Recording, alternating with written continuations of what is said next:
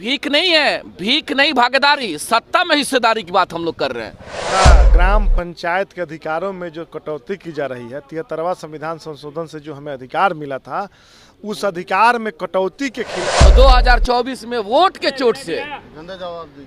चोट से नीतीश कुमार जी को बताने का कार्य करेंगे लोग। यही नहीं, 16 अगस्त से मुखिया संघ के तमाम बिहार के मुखिया जो थे उस संघ के नीचे आंदोलन पे आंदोलन कर रहे थे, जिला स्तरीय प्रखंड स्तरीय करते नजर आ रहे थे। लेकिन आज 10 अक्टूबर तक हो गया, लेकिन सरकार उनकी बातें नहीं सुनी। उसी को लेकर आज भी पटना में गर्दनी बाग में धरना प्रदर्शन था। आपको बता दें, लगभग हजारों की संख्या में मुखिया संघ के लोग और जो भी उनके तमाम राजनीतिक पार्टियां थी उनके साथ जो संलग्न थे, तमाम पार्टियां जुड़ी थी उनके साथ। लेकिन अब बता दें, मुखिया संघ के जो सचिव थे और साथ ही में जो अध्यक्ष थे वो आज राजभवन मार्च किए।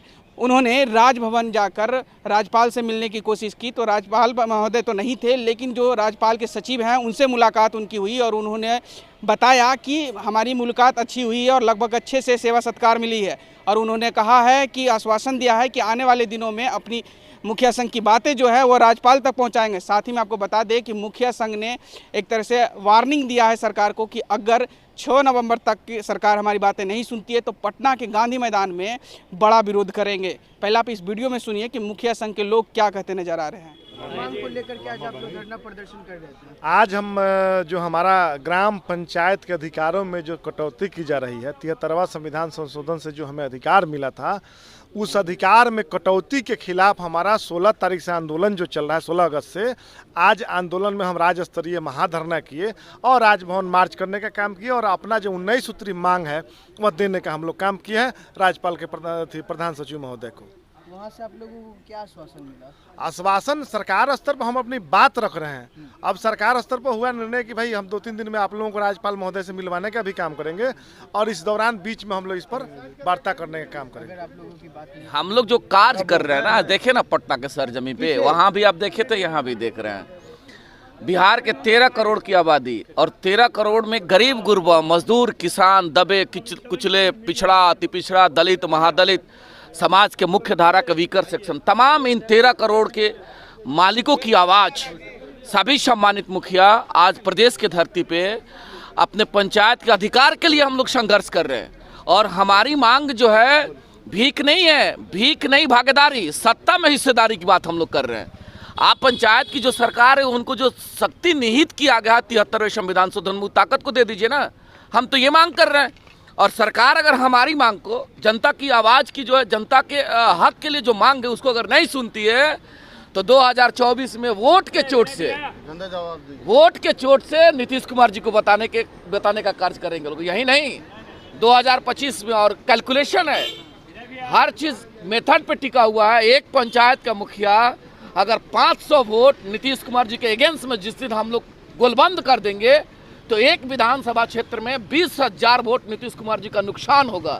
और जिस दिन नुकसान होगा उस दिन नीतीश कुमार जी को समझ में आएगा। नीतीश कुमार की चुनौती दे रहे हैं या फिर धमकी दे रहे हैं? हम अपने अधिकार के लिए वोट के ताकत से, लोकतंत्र में जो ताकत है, लोकतंत्र में तो ताकत मिला है हमको। और हम लोग गाँव के सरकार के प्रथम सेवक हैं और गाँव में आप जानते भी हैं, देश की 65 से 70% आबादी गाँव में बसती है और गाँव के गरीब लोगों की जो उम्मीद है अपने सम्मानित जनप्रतिनिधि, अपने सम्मानित मुखिया से बड़ी उम्मीद और आशा के साथ तमाम जनप्रतिनिधि उम्मीद लगा करके बैठे हैं कि हमारा मुखिया हमारे पंचायत और हमारे व्यवस्थाओं को बदलने में अहम उसका योगदान होगा।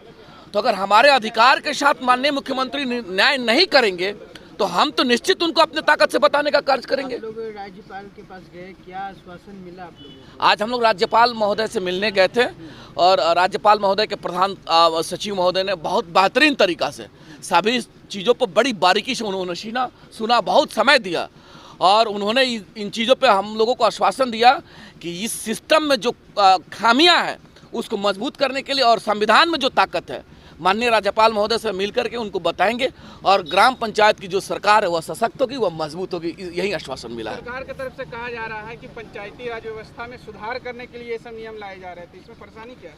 हम तो वही कह रहे हैं ना, उन चीज़ों को जब समझिएगा तब तो समझ में आएगा। 73वें संविधान संशोधन में जो ताकत मिला, जैसे एक चीज़ पर आपका ध्यान आकृष्ट करवाना चाहते हैं, माननीय मुख्यमंत्री प्रदेश के मुख्यमंत्री के कुर्सी पर बैठे हैं और सिंपल एक उदाहरण ले लीजिए।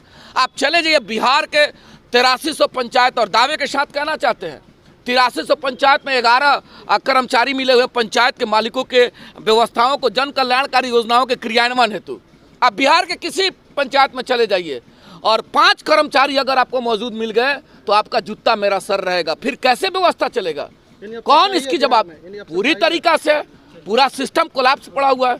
आप देखिए पंचायत की सरकारों का क्या हालत है, खस्ता हालत है, और गांव के लोगों को उम्मीद है। और दूसरी तरफ माननीय मुख्यमंत्री ये कह रहे हैं कि हम व्यवस्थाओं को मजबूत कर रहे हैं। जब तक गांव को मजबूत नहीं करिएगा, गांव सशक्त नहीं होगा, गांव व्यवस्थित नहीं होगा, गांव विकसित नहीं होगा, कैसे मेरा प्रदेश विकसित होगा?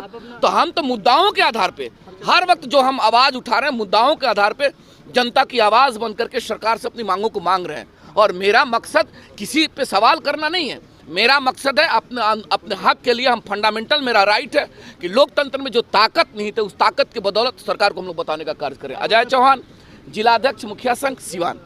जैसा कि आपने साफ तरीके से सुना, मुखिया संघ के सचिव और जो अध्यक्ष है वो कहते नजर आ रहे हैं कि हमने अपनी बातें राज्यपाल तक तो पहुंचाई है और राज्यपाल तक बातें पहुंचेगी तब उसके बाद देखेंगे, और लगभग 6 नवंबर को हम लोग बड़ा विरोध करेंगे सरकार को अगर हमारी सरकार बातें नहीं सुनी तो। फिलहाल इस खबर में इतना ही। इस वीडियो की प्रतिक्रिया हमें कमेंट में जरूर दीजिएगा और ऐसी तमाम खबरों से जुड़े रहने के लिए हमारे चैनल को लाइक शेयर सब्सक्राइब जरूर कीजिएगा। धन्यवाद। और एक बात और लास्ट जाते बता दूँ कि अगर आपके भी मुखिया का कोई रिलेटेड क्वेश्चन हो, कोई भी प्रश्न हो, तो आप हमें ज़रूर कमेंट करें, उससे हम रिलेटेड जरूर आपके सवालों का जवाब ढूंढेंगे।